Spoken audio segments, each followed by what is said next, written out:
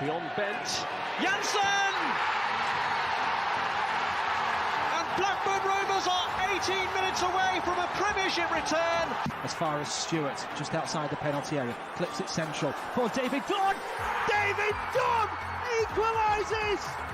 It just had to be. Dax corner and it goes. Glance towards goal, and Rovers have taken the lead. And Charlie Mulgrew has scored his 14th of the season.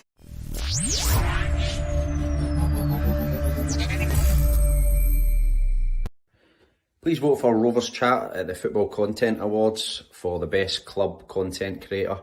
The guys at Rovers Chat do an amazing job of bringing you the most up-to-date and accurate information about what's going on at the club. Good evening, Rovers fans, and welcome back to On the Other Side, live with me, Ryan Hildred, from Rovers Chat. We've had a couple of weeks off for the international break, but it's back to the action for Rovers as we welcome Luton Town to Ewood Park tomorrow afternoon.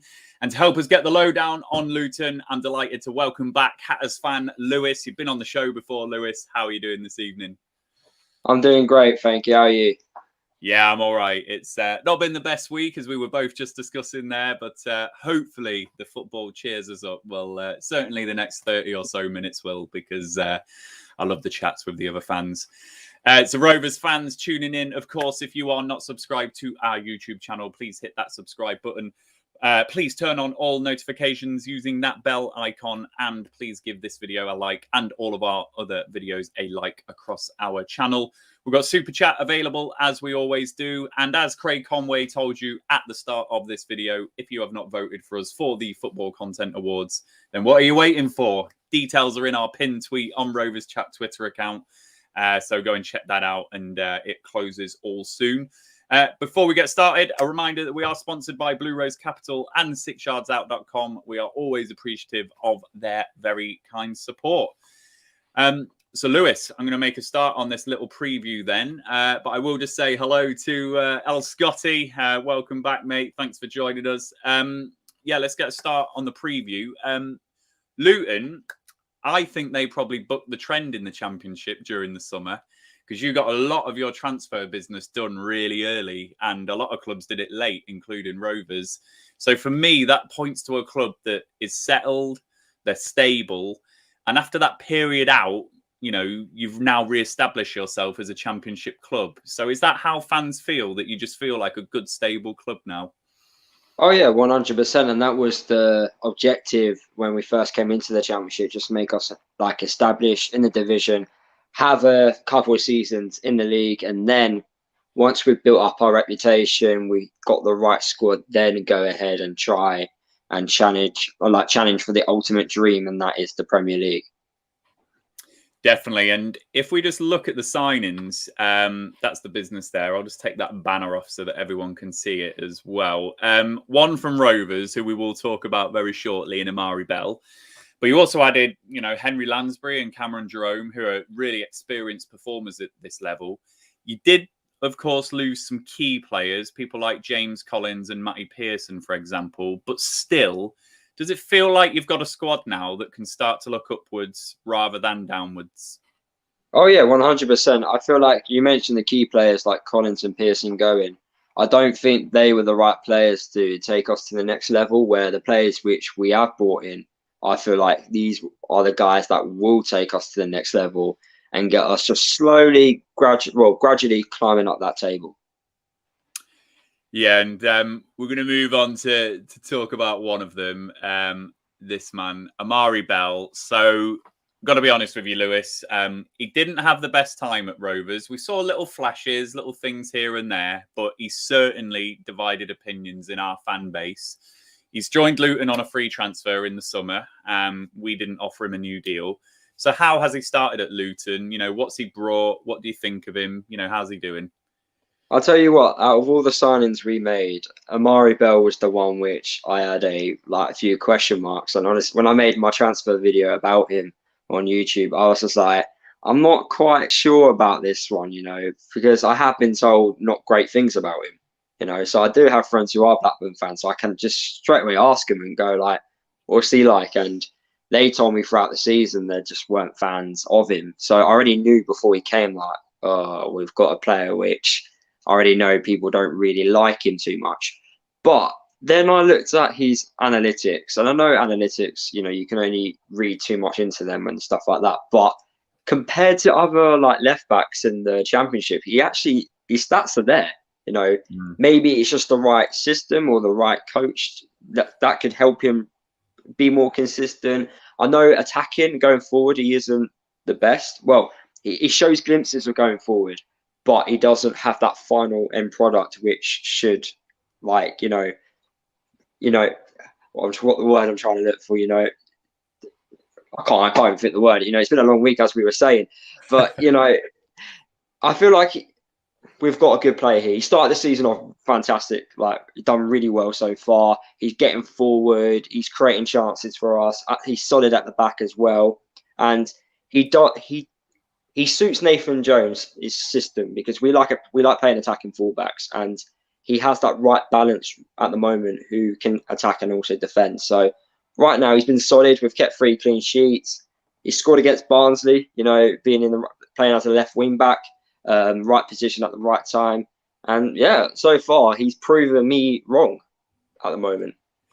Yeah, he's an interesting one, Amari Bell, because he always struck me as a player that he has got kind of like the raw components to be a good attacking left back, and for me it was always his confidence and his mentality that was holding him back. We just didn't see it enough at Rovers, and it was quite ironic actually, because I think most Rovers fans were kind of not happy to see him go, but not surprised to see him go. But then as the window went on and we only had Harry Pickering and he's not started the season great, people were thinking, well, actually, Amari Bell as an understudy for Pickering would have been really good. So I don't think it's until we've signed Tayo Edun as, a left who can cover left back that Rovers fans are probably feeling a bit more stable and settled at left back. But do you know what?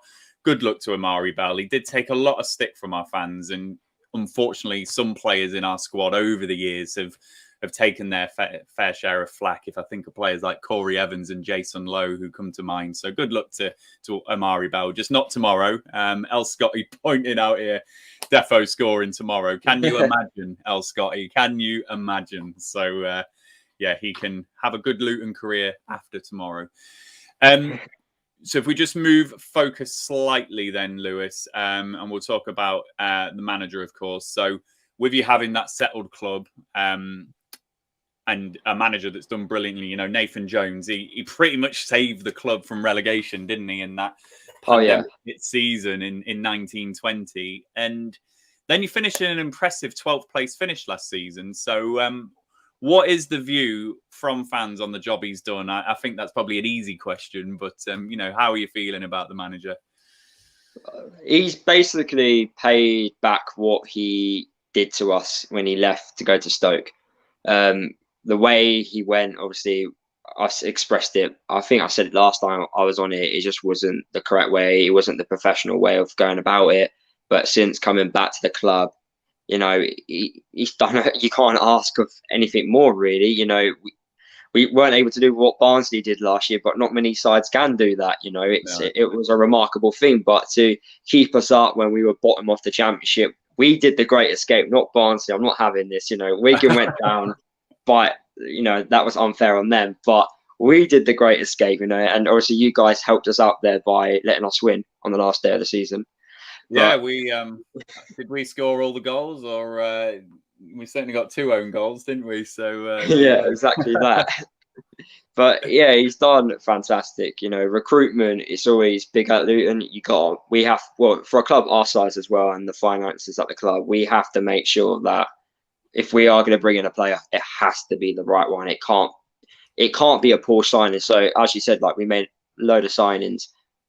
Only one can be a bad signing. All the rest have to have an impact. We can't afford them not to have an impact. So it goes down to him, our recruitment team, on why we've done so well this year. And obviously the style of play as well. I think tactics-wise, he's come back a lot stronger as a coach. I think Stoke was a massive learning curve for him. I think he learned a lot, especially with dealing with bigger name players, with players with bigger egos, big mentalities. And he's come to us, and I think he's twice the manager he was before he left. So maybe that was a blessing, but right now, I haven't met a Luton fan. I know there was a few Luton fans that was a little bit annoyed that he came back, But since what he's done, I don't think I've really heard many Luton fans complain, really.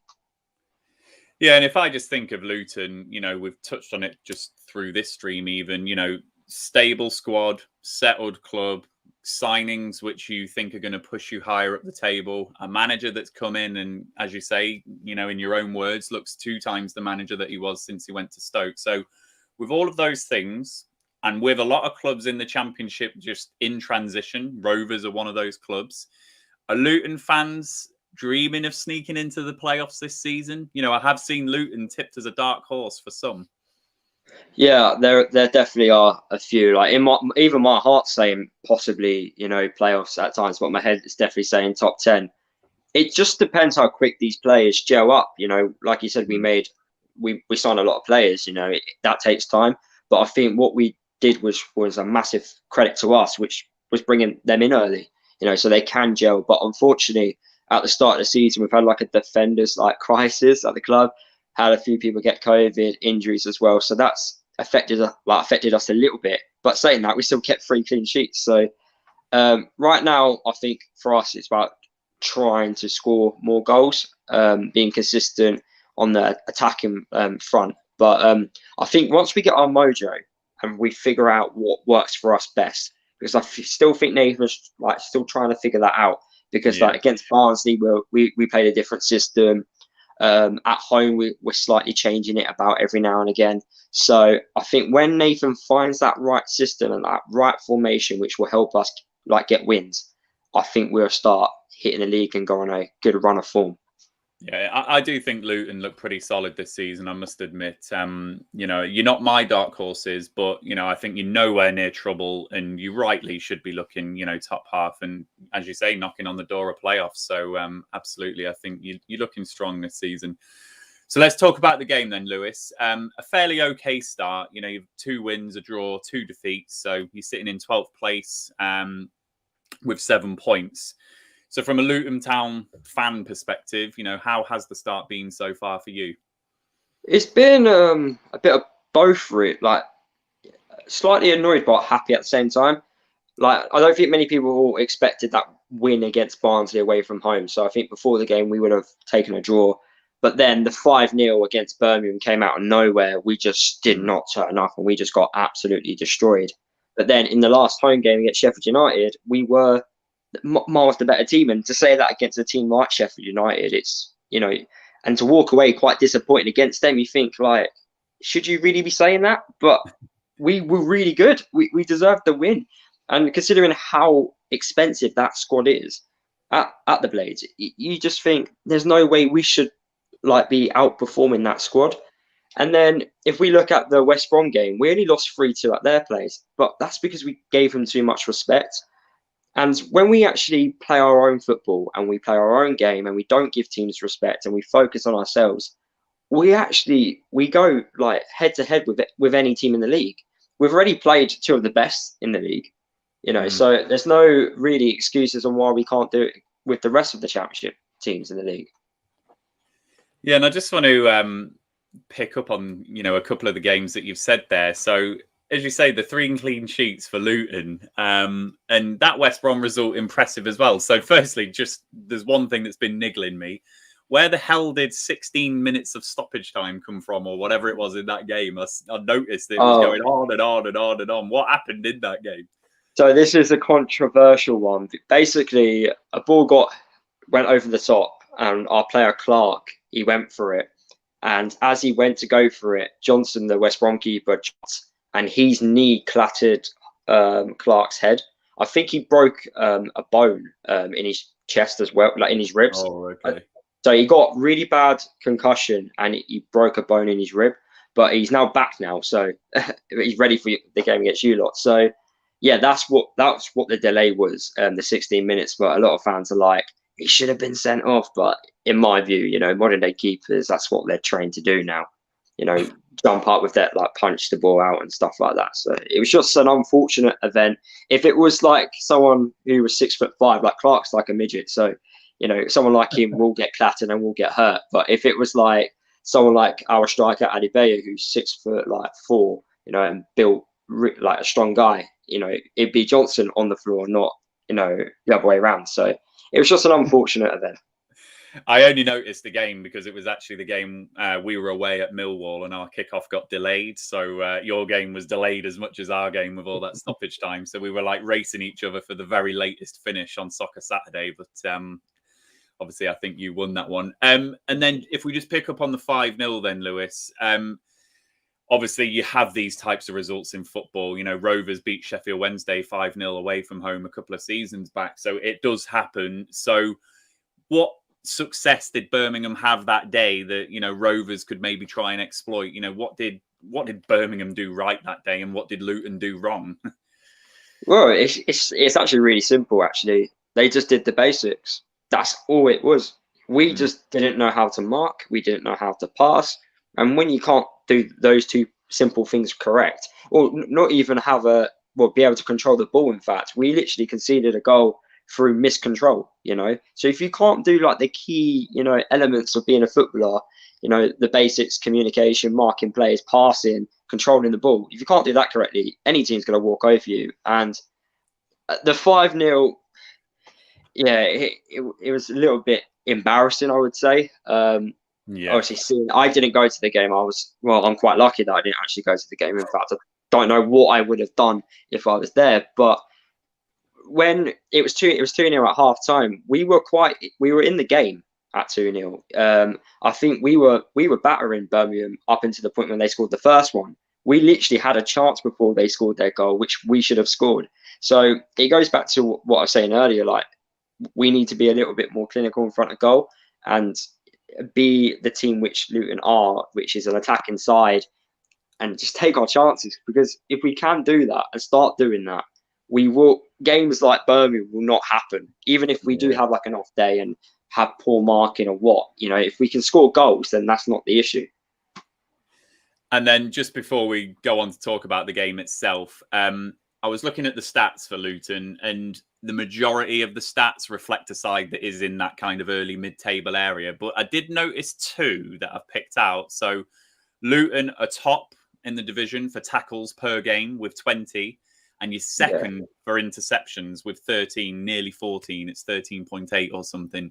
So what sort of style are Luton playing this season? Is it a side that's really digging in, working hard, making it difficult? Or is it actually a side that are pressing high and getting those interceptions in? You know, what are these stats telling us about Luton's style of play? Both. Exactly both what you said. We are pressing a lot higher up this year, I've noticed, compared to last season. I think that is something which has been spoke about. I think not copy Barnsley the way they were last year, but to be a little bit similar and be a little bit more ruthless. Nathan Jones said it throughout last season about we need to be ruthless. There was times where after the games he'd be like, we're not ruthless enough, and that's why we lost. So I think it's definitely about pressing teams high, winning the ball early, so then we can attack a lot quicker.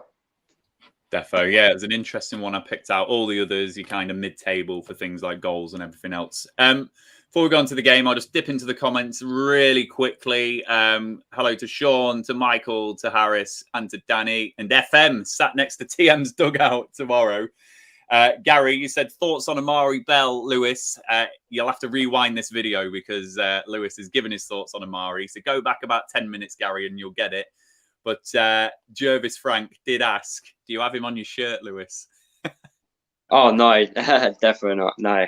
If I ever get one player on my shirt, it's Paddy Ruddock, who will probably start tomorrow.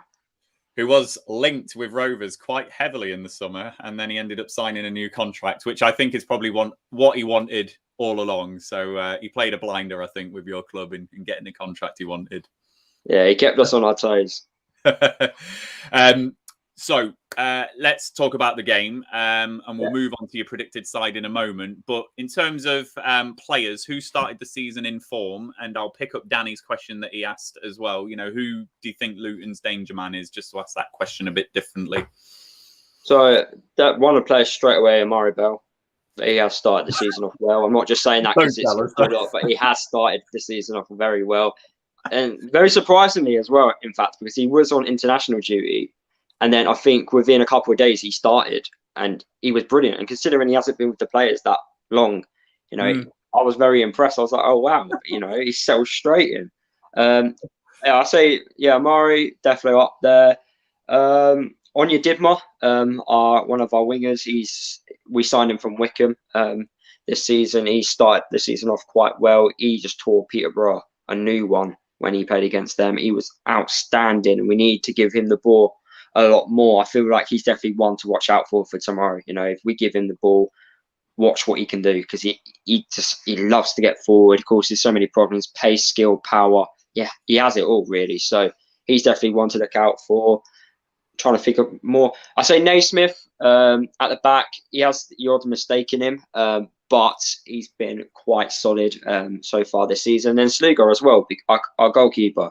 3 clean sheets out of 5. You know, you can't go wrong there really.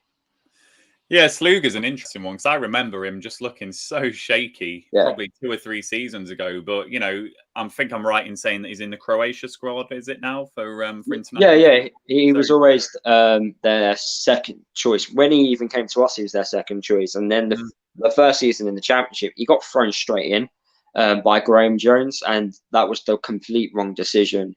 He needed to just sit on the bench and just watch a few games. And then he had a much better second half of the season when we started picking up results. And then under Nathan Jones, he's not the same keeper. He's completely different. Nathan's managed to get him just performing so well. And he is a fantastic keeper. He's just, because he is from, he isn't obviously from England, communications, the big issue with him. And I feel like if he gets better at the communication side of things and the centre-halves trust him a lot more, then, you know, certain times where the ball goes into the box, you know, everyone's calm, nothing, you know, mad happens, you know, everything's just sorted like it should be. Yeah. So Rovers fans, let us know what you think to the revelation from Lewis that Amari Bell is one of Luton's danger men tomorrow. So Callum's coming with him in your defence. You're always danger of conceding, maybe, but Luke obviously saying that delighted to hear Bell is doing well. He does deserve a break. You know, it's not nice to see a footballer get stick. He didn't do the best at us. So, you know, best of luck to him. And Jared's channeling, can't even get my words out, is inner Luke. You can ring my bell. So you've been watching Luke Kimberley too many times, Jared, coming out with one-liners like that. So let's move on to your predicted lineup then, Lewis. You've spoken about some of those players already, you know, picking out those danger men, you know, with Danny's question there. But, you know, talk us through that side. It's a 4-3-3 formation. You know, who might cause Rovers some problems? You know, how you set up, who are we looking out for, areas of weakness, you know, those types of things. Yeah. So I'd say straight away, the fullbacks, we like to get forward using our fullbacks.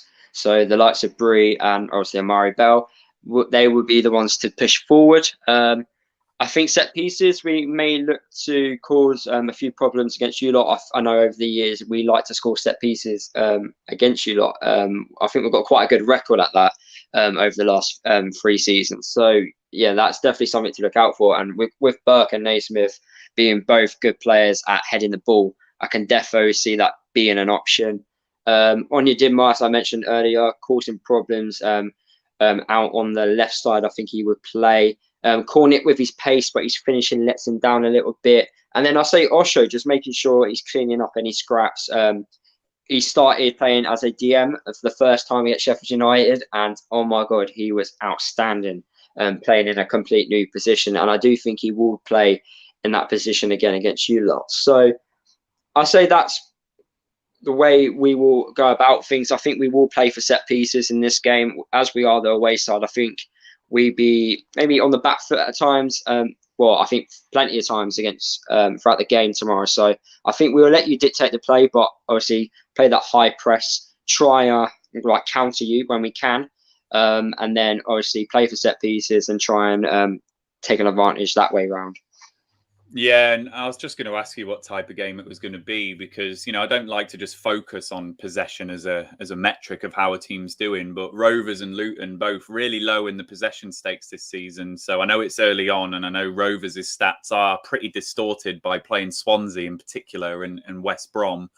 But Rovers bottom with 38% average possession and Luton down at 42%. So it's got a feel of another game where we're going to try and allow the other side to have the ball and maybe exploit weaknesses. So is that how you see it going, that Luton are just going to try and set up like that and will we see some of that Barnsley stuff that you were talking about? Because when West Brom came to Ewood Park, they were doing that kind of, at times that going longer and really pressing us with those fullbacks. Is that what Luton are going to try and do? I think so. I think the issue with us is, I think the reason why our possession stats been so low is because we did play Barnsley away from home. We have played West Brom, and we have played Sheffield United. So already against those three teams, your possession 9 out of 10 isn't going to be better than theirs. So I can understand why our possession stats are like that. Maybe tomorrow we may take control of the ball a lot more. I'm not too sure. Birmingham have also just scored, by the way. Poor mistake by the Derby defence there, but little score update for you guys. But I do think we're going to be. I feel like it'd be very similar to the last time we played against you, where both teams had spells of controlling the ball, and it's just trying to exploit each other, and where whoever gets that opportunity, maybe. But I do think when you're on the ball, when you're playing out from the back, I know you like playing out from the back. We will try and press you as much as we can and take advantage. So Rover, we might as well do the predictions now. So Rovers fans, let us know your score prediction in the comments just before I make my point. What do you think the score prediction will be, scorers, and how you think the game will go?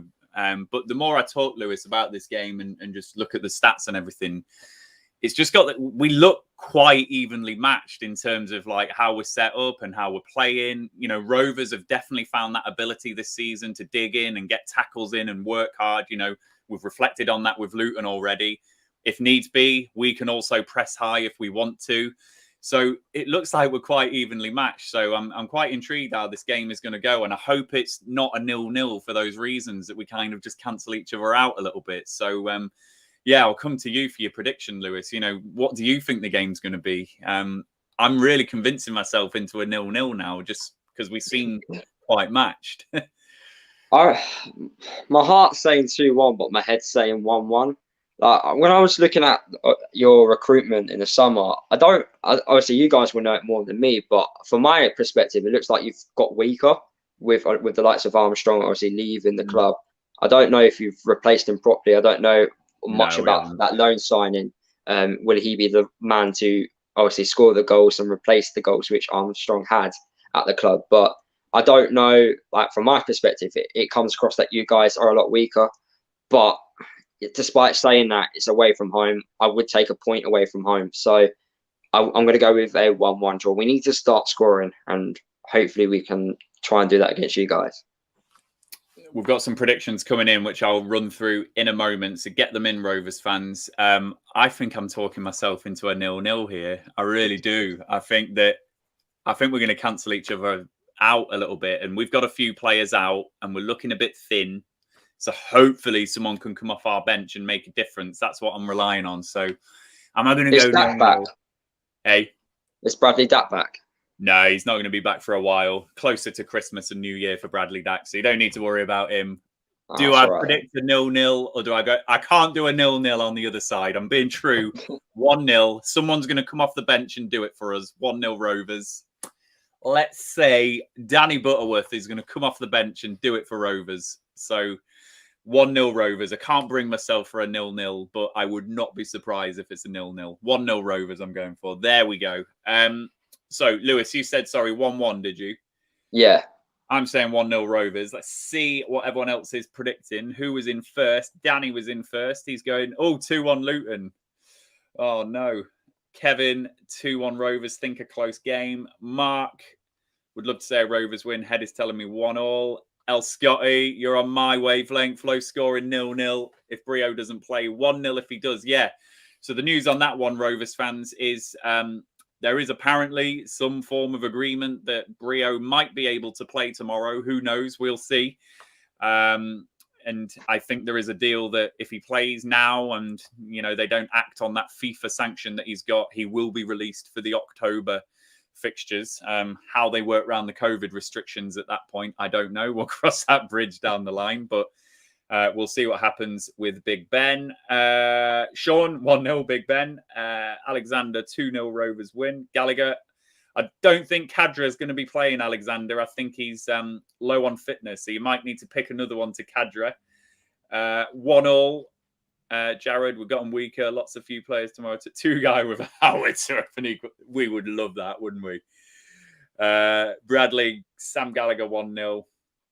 And Jared, Brio plays and viewership triples. Yeah, it does. We have seriously annoyed the Chile fans with all of this nonsense over Ben Brio. And if there are some Chileans watching, we do still love you, Chile fans. It was not us who made this decision. So there we go.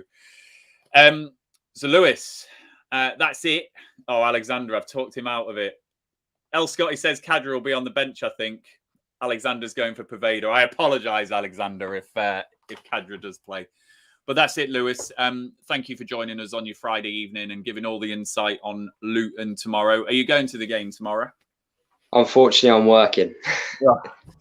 It's annoying when that happens, isn't it? But I'm also not there. I've got a prior commitment, so I'm gutted I can't be there. So tomorrow, Rovers fans, it's going to be Luke and Joe on Sofa Chat. I think joined by Dan. So it'll be the 3 of them on Sofa Chat. So go and join them. I think it'll be, don't know what the time is, 12:30 or 1:30. You're going to have to check the Rovers Chat Twitter because I'm switched off from it because of my prior commitment tomorrow. But we'll be back tomorrow with all of that usual live content that we do, the Sofa Chat. Maybe a bit of the match coverage stuff, the match experience. Ollie Walker-Peel will be doing the live watch along, I believe, and then a bit of instant reaction from the guys as well. So we've got everything covered, ready for that Luton game tomorrow. And then it'll be a quick turnaround, ready for the Hull City game on Tuesday as well. So expect plenty of content from Rovers Chat over the next few days. If you haven't already, please do vote for us at the Football Content Awards. Voting closes very soon. We would love your support if you've not done it. And we're going to be going down to London to cover all of that. Please subscribe to our YouTube channel. Please give this video a big like. And thank you to our sponsors, 6 Yards Out and Blue Rose Capital. Lewis, you enjoy the rest of your evening. Hopefully Amari Bell plays well after tomorrow's game, but we wish him well, of course. Rovers fans, enjoy the rest of your evening, and we will see you soon. See you later.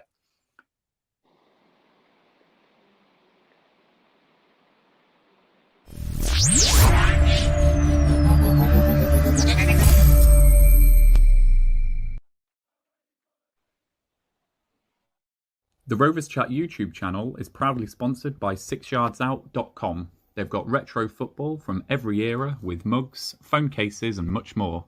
They also have plenty of Rovers goods, including apparel with the famous 94-95 season and this season's kit. Check them out using the link in the description below.